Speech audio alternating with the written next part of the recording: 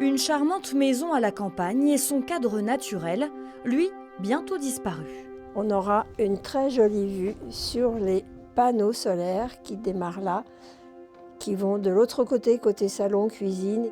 7 hectares de panneaux photovoltaïques. Le couple de retraités essaie de vendre. Voici le courrier qu'ils ont reçu de leur agence après la visite d'un couple intéressé.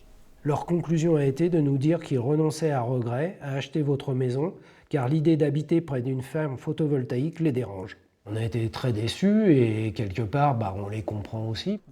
Un collectif s'est formé à l'initiative de la dizaine d'habitants directement touchés par les nuisances visuelles des panneaux, mais aussi sonores.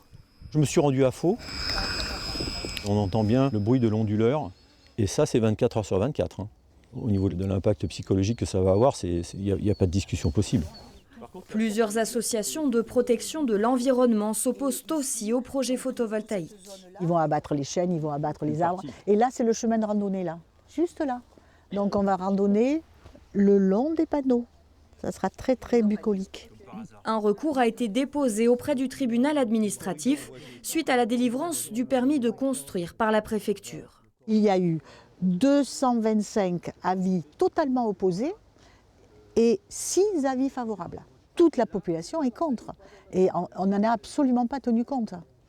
Tout ça parce que c'est un intérêt pécunier, c'est tout en fait.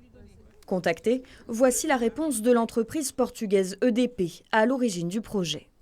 Le dossier d'enquête publique fait 134 pages, parmi lesquelles 65 sont consacrées à nos réponses aux riverains. Celles-ci ont d'ailleurs été reconnues comme satisfaisantes par le commissaire enquêteur.